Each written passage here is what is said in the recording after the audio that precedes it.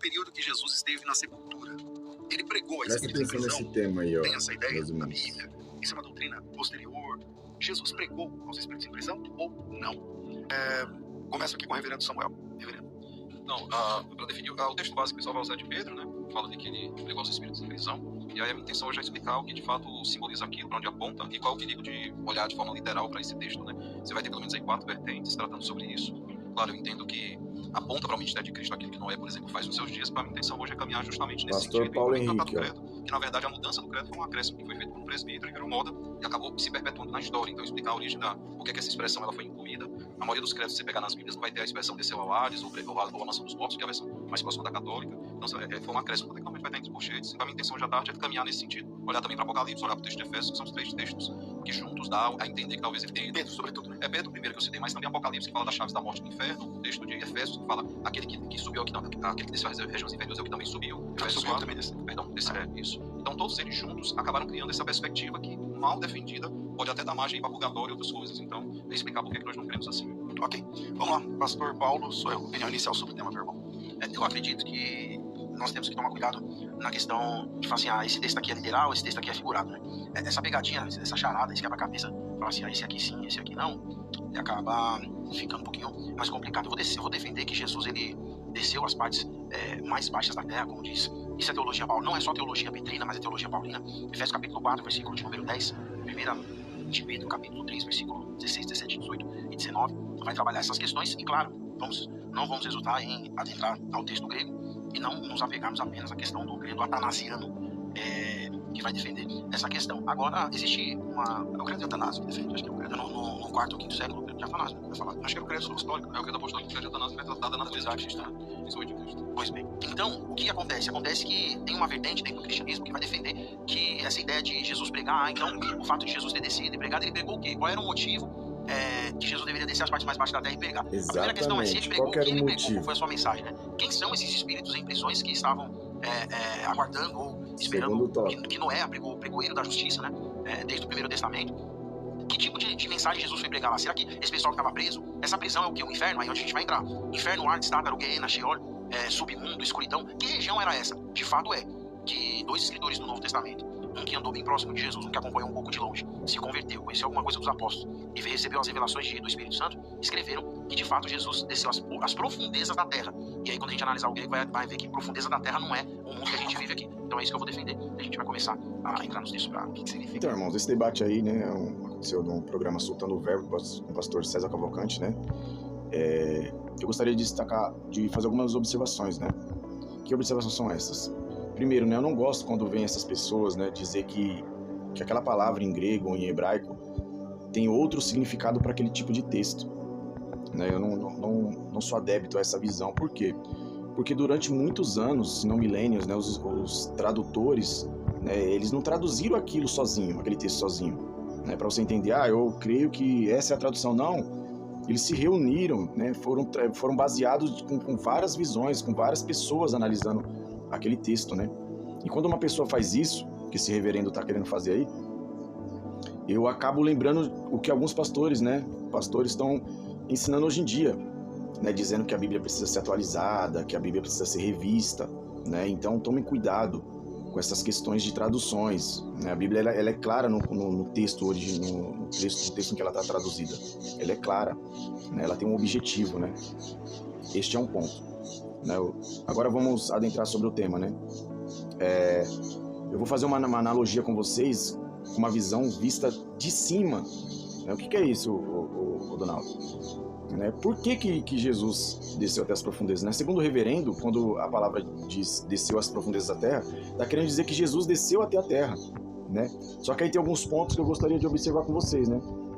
Primeiro, Jesus não cita as pessoas que não conhecem como espíritos em prisão.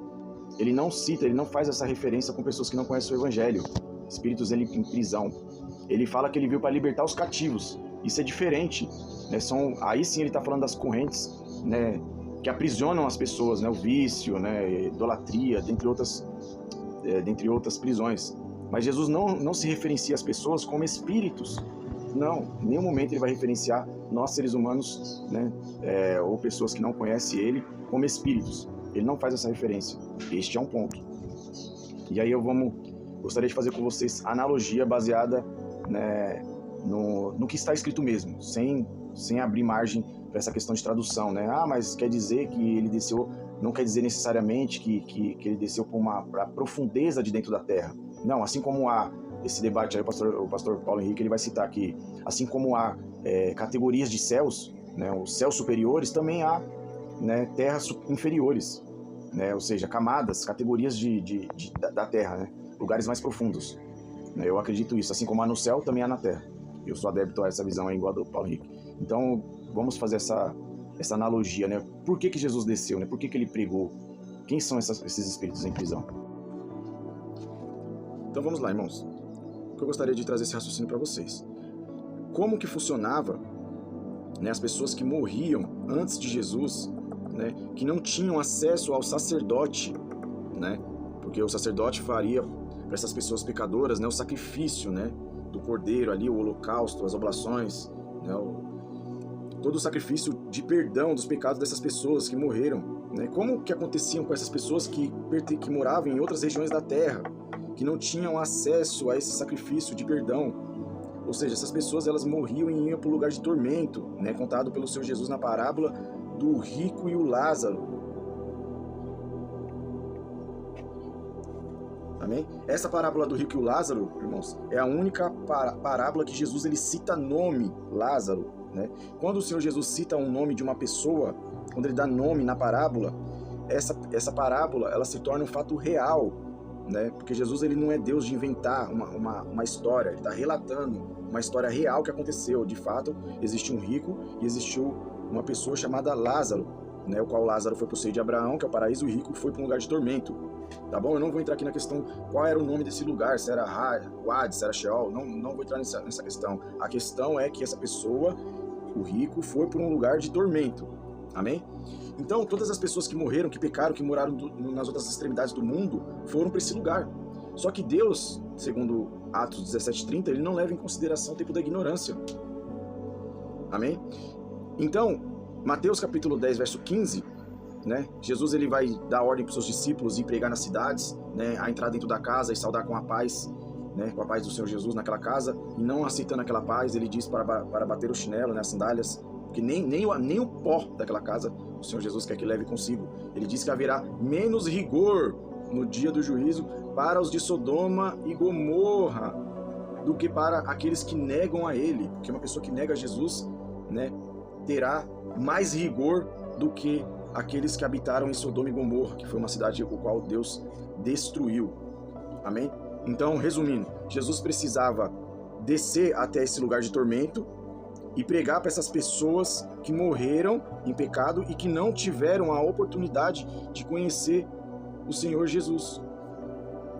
Então, por este fato, né, e Deus ele é justo, Deus é justiça. Não é justo uma pessoa que morava lá no outro continente, lá longe, né, longe de Israel, né, morrer no pecado e ir para o lugar de tormento, como o rico foi, né, e não ter o acesso à salvação, não ter o acesso ao sacrifício de Jesus. Então Jesus precisou descer até o lugar que essas pessoas estavam, né, anunciar, né, a vida, né, porque ele é a verdade e a vida, anunciar a verdade a essas pessoas, para que essas pessoas pudessem entrar na mesma condição que nós estamos, debaixo da palavra de Deus. Amém? Se essas pessoas foram salvas, se elas foram levadas para o paraíso, aí já é outra questão, né? Já é outra visão. Mas eu, Donaldo, né, acredito que essas pessoas, ao qual Jesus desceu até esse lugar de tormento, até essa prisão, eu acredito que essas pessoas foram levadas desse lugar de tormento para o seio de Abraão, aonde está Lázaro e Abraão. Amém?